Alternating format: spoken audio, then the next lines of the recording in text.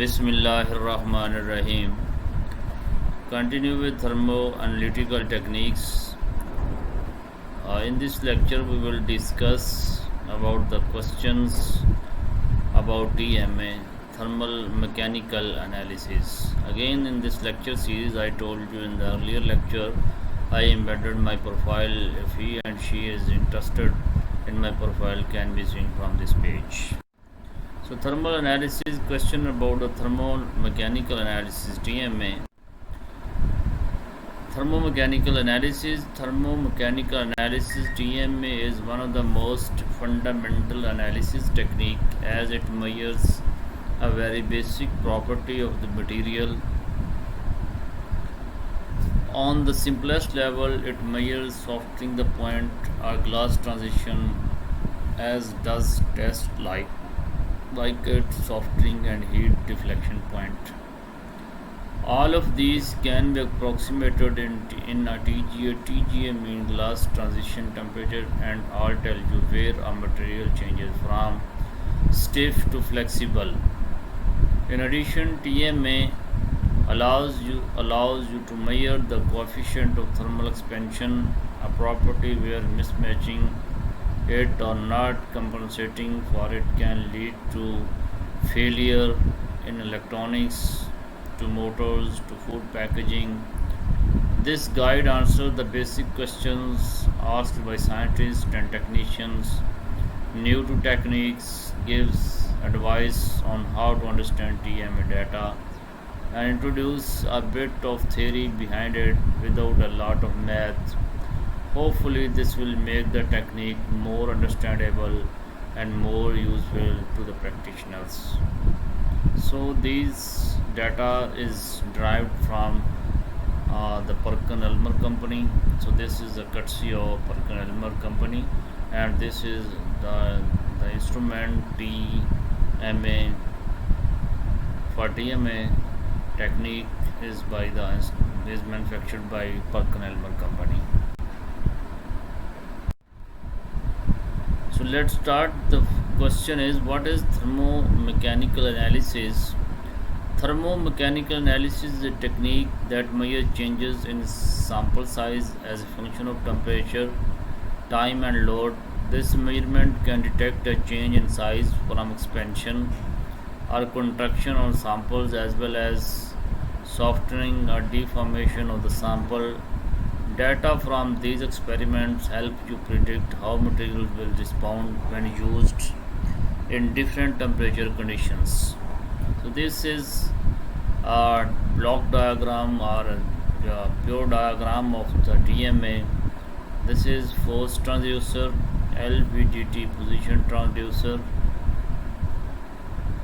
and this is Archimedean float, quartz sports platform, quartz probe tape, sample furnace that is in down position, and heat exchanger for the cooling of the furnace when its temperatures become down after raised temperature.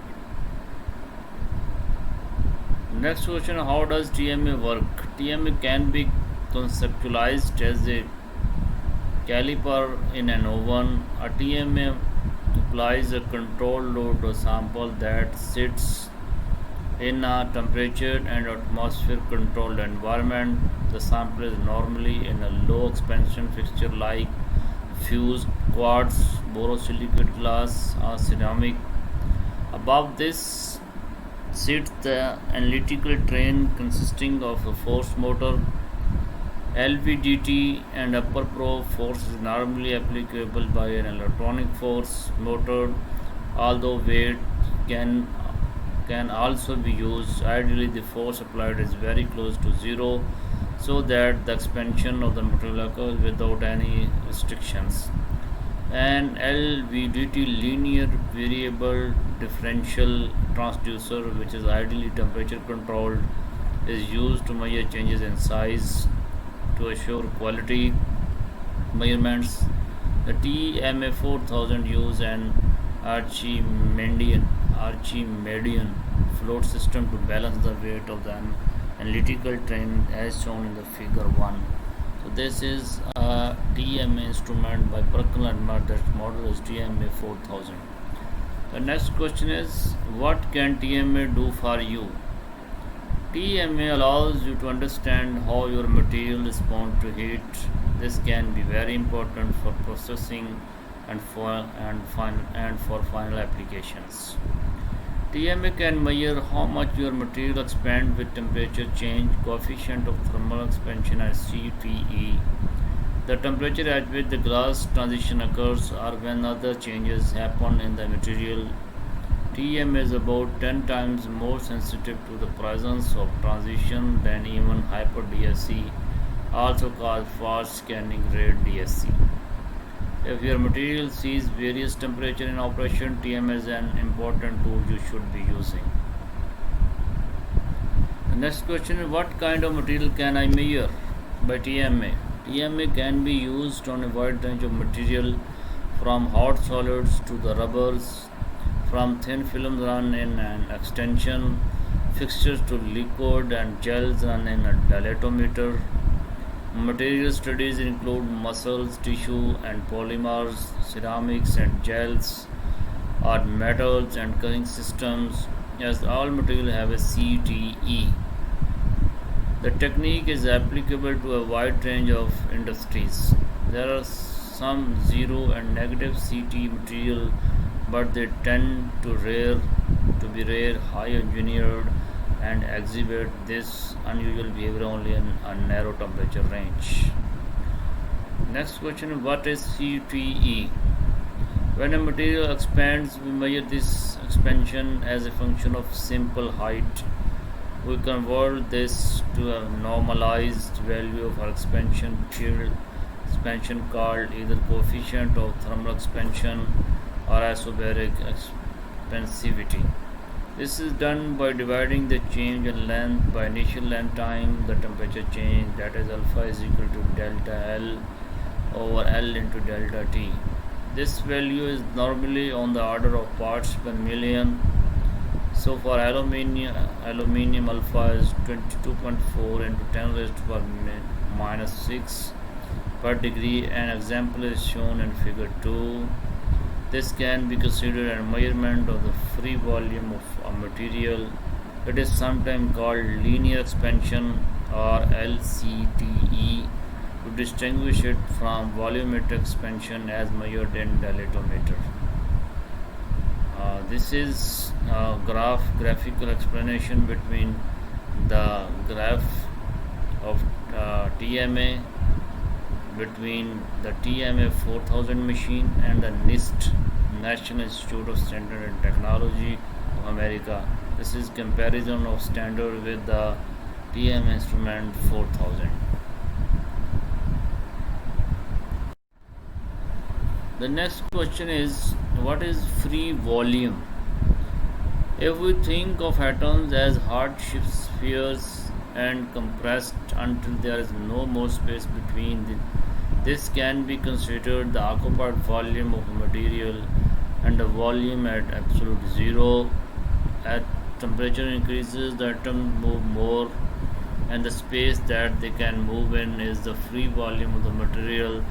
The increase of free volume with temperature is what creates the expansion we measure with CTE, coefficient of thermal expansion, that is shown in below figure number 3. The next question is, why is free volume so important in TMA? Free volume explains why material expand on heating. In addition, it can explain how materials can change with transition, as the changes need for side change mobility or change movement in polymer or in crystalline phase changes in material require an increase in the free volume. This means that TMA can detect these changes and measures transition like the glass transition or heat set temperature in fiber. This can appear like the glass transition does as a change in the slope of the line, so that a material has a different CT above and below the transition, explaining why so many material properties change at the TG. In addition, contraction of the free volume in polymers allow us to explain things like enthalpic overshoot at the glass transition polymer, increased packing with aging, and other properties as shown in figure 1. The next question is, how do you know the CT is accurate? Coefficient of thermal expansion. You calibrate the CTE by using known standard like aluminium, silver, or borosilicate glass. These materials allow you to determine the expansion of fixtures and analytical terrain. As much as possible, we use low expansion material like fused quartz or ceramics for other TMA fixtures. Because CT is dependent upon temperature, we control the temperature of LVTT to prevent that from changing during the run. Next question is, what is the glass transition? This is again in the last lecture we also discussed about the glass transition. The glass transition at TG, pronounced TG, is where an amorphous material changes from rigid to flexible or fluid. It caused by movement in 3 to 6 carbons of polymer backbone and causes a large change in the free volume, and hence the CTE. When it occurs, depending on the heat history, it can be smooth transition or noisy. It is worth noting that in TMA, the fact that the term glass transition refers to a region of behavior and not a temperature is clearly visible. The TG temperature is taken as the intersection of a tangent from the CT lines above and below the transition as shown in the figure 2. However, the entire area where the material departs from those tangents can be considered part of the TG. This region of change is why DSC, TMA and DMA values for the TG do not agree. The different instruments are sensitive to different properties, and they also have agreed upon definition of how TG temperature is determined. The next question is, what about other types of transitions? Besides the glass transition found in amorphous polymers and glasses, we can see solid-solid transitions and changes in crystalline forms, eutectic and eutectoid transitions, metals, and stress-induced transition to name a few. An example of the last type would be the overshoot at TG1C in the DSC, or the heat set temperature in a fiber. The next question is, what is the heat set? When making fabrics from polymer, the material is heated above the glass transition and discarded to give the fiber the feel like that of a natural fiber, which is called a hand. When dyeing a fabric, we need to heat above the TG so the dye molecule can get into the fiber but stay below the heat set so we don't erase the hand. In TMA, the heat set appears at its bump in expansion curve with a little to no difference in CTE above and below. As we are raising the stress and the heat history that cause it, the heat set is reversible from figure 2. The glass transition and CTE polystyrene is shown. The slopes of the baseline are used to calculate CT. The TG is a region of between 90 and 110 degrees centigrade from which the TG temperature is calculated as shown. A is the coordinate while B is electrostatic geometry. The next question is, how do you run the films and fibers, or for TMA mean thermal mechanical analysis? Films and fibers are run using specialized clamps and under a tensile or pulling force. For CTE, we use just enough force to keep the sample from collapsing under its own weight. For more industry-specific tests, a known load may be required. The next question: why worry about shrinkage?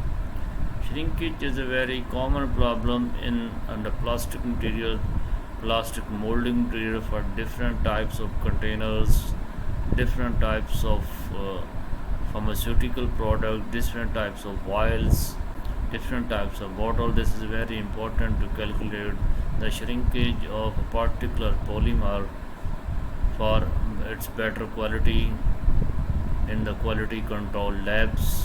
Especially this shrinkage is taken very prime importance in pharmaceutical industries. When material cure or dry, their volume is normally reduced.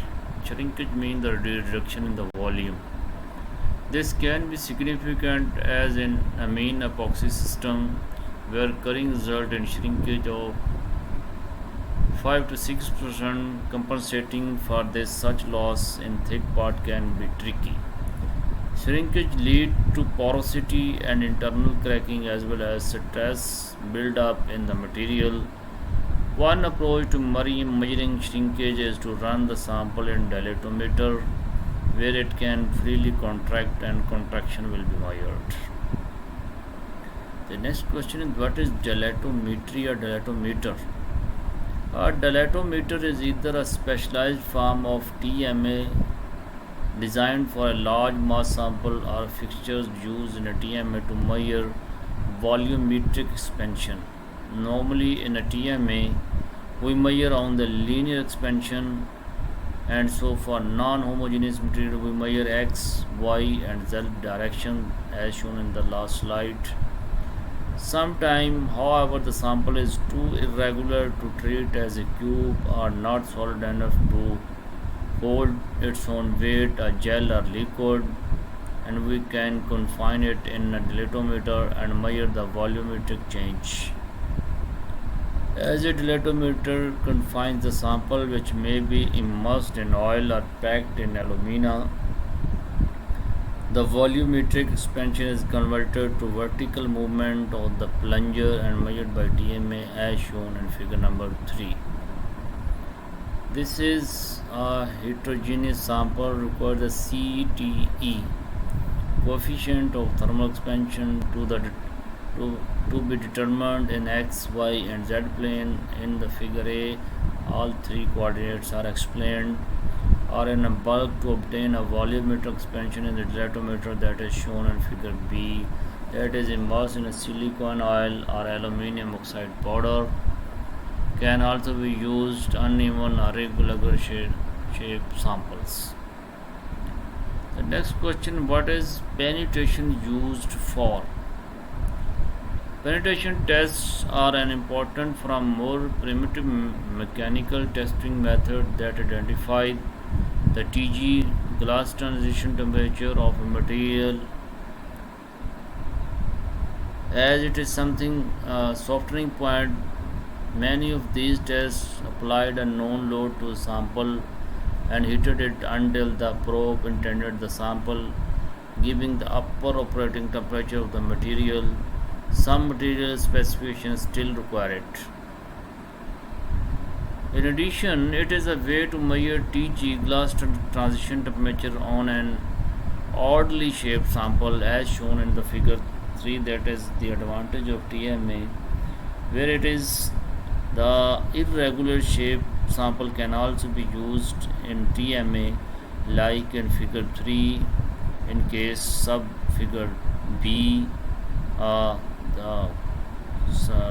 The irregular sample is placed down the bottom of the container, where a silicone oil or aluminum oxide powder can be used for correct analysis to get the reliable, reproducible and repeatable data by TMA instrument in case of irregular samples. The next question is, why do we do Flexner's test in TMA, thermal mechanical analysis? Flexure is the geometry used in is another popular mechanical test, and testing using the TMA to determine the heat deflection point is still commonly used in flexures. The sample is suspended across two jars and force applied to the center, causing to deflect when the material softens as it approaches the G. Tg is a glass transition temperature. So TG is very important in all the thermoanalytical techniques. Either it is TMA, DMA, or DSC. This has a very important because this explains the morphology of the material under investigation. The material may be investigated by TMA technique, DSC technique, or DMA technique. So in particular, this is particularly important where there is irregular shapes analysis by any thermoanalytical technique. So we have to use specifically thermal mechanical analysis for that irregular shape material to characterize its physical properties. So in TMA, dilatometric is a very important to measure such type of material as shown in the figure number 3. So in this TMA case, two more important parameters to be considered when the analysis is done by TMA. Then how to calculate the shrinkage, and that is very important. I had already discussed with you. And the other is what is the role of dilatometer in TMA. So again, the dilatometer is either a specialized form. This is an interchangeable term with TMA, mean thermal mechanical analysis or thermomechanical analysis. Is either specialized form of TMA designed for the large mass samples or a fixture used in a TMA to measure volumetric expansion. Mean dilatometer either is alone used or used as a part of TMA to measure the volumetric expansion. Normally in TMA we measure only the linear expansion, but when used the dilatometer, so volume expansion is measured. And so for non-homogeneous material particularly we measure X, Y and Z direction. Mean in 3 dimensions we will run to measure the volume, to measure the behavior of any material under investigation as volumetric expansion. Sometime, however, the sample is too irregular. When the sample is too irregular, then the TMA is not used. The dilatometer is used. Then dilatometer is separately used, not as a part of TMA. So when the sample is too regular to treat as a cube or not solid enough to hold its own weight, mean it may be a gel or a liquid, mean that have a irregular shape, and we can confine it in a dilatometer, mean then this will separate entity, not a part of TMA, and measure the volumetric changes when applied the forces. As a dilatometer confines the sample, which may be immersed in oil or packed in alumina. Mean if this has a regular shape, either it is a gel or a liquid, then it may be immersed with oil, or it may be make a mixture or packed with alumina powder. The volumetric expansion is covered to vertical movement of the plunger and measured by TMA. Mean the process is the same because the dilatometric and TMA are interchangeable terms. So in case of irregular material, then dilatometric is solely used, then this is not a part of TMA. And specifically when the material under investigation is of irregular shape, then we have to consider the 3-dimensional space X, Y and Z directions, and this irregular shaped material either placed in silicone oil uh, uh, or it may be mixed with the alumina powder. As this is clearly shown in the figure number 3, this is a irregular shaped material that heterogeneous sample require the coefficient of thermal expansion Ct to be determined in X, Y and Z planes. A figure is bulk to obtain a volume. This is X, Y and Z planes are shown in the figure A, mean the three 3 coordinates, while a bulk to obtain a volumetric expansion in dilatometer is shown in the figure B, where an irregular material is uh, placed in aluminum oxide plate or silicon oil to get the accurate results about the physical properties of that particular material, that is specifically an irregular shape, not the solid, that is orderly arrangement of atom, that may be a liquid, maybe a gel type materials. So thank you very much for your alertness and patience. If anybody have a question, can place your question in the chat box and I will answer all the questions. And again, thank you very much.